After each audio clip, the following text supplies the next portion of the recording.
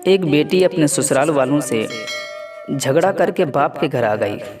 तो बाप ने कहा, बेटी तुम्हारे हाथ का खाना खाए बहुत दिन हो गए हैं, आज मेरे लिए एक अंडा और एक आलू उबाल दो और साथ में गरम गरम कॉफ़ी भी बना कर लेके आओ, लेकिन उन सब को 20 मिनट तक चूल्हे पर रखना।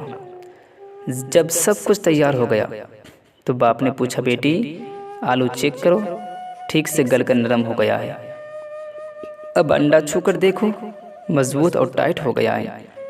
और कॉफ़ी भी चेक करो, उसमें रंग और खुशबू आ गई है। तो बेटी ने जब चेक किया तो कहा, हाँ अब्बा, सब तो बिल्कुल उसी तरह हो गया है जो आपने कहा।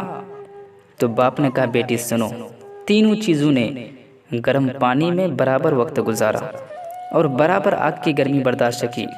आलू सख्त होता है, आजमाइश से गुजर कर नरम हो गया। अंडा तो इतना नरम होता है कि अगर गिरे तो टूट ही जाए, लेकिन अब बिल्कुल सख्त हो गया है। और कॉफ़ी ने पानी को खुश रंग, अच्छा जायका और खुशबूदार बना दिया है। बेटी अब बताओ, तुम्हें क्या बनना है? तुम क्या बनना चाहती हो? आलू, अंडा या कॉफ़ी? ये तुम्हें फैसला करना है।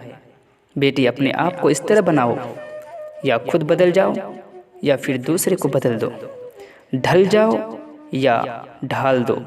यही ज़िंदगी गुजारने का हुनर है। मेरे दोस्तों, आप भी अपने अंदर तब्दीली पैदा कीजिए, या खुद को ऐसा बनाइए कि अगला शख्स तब्दील हो जाए, बदल जाए।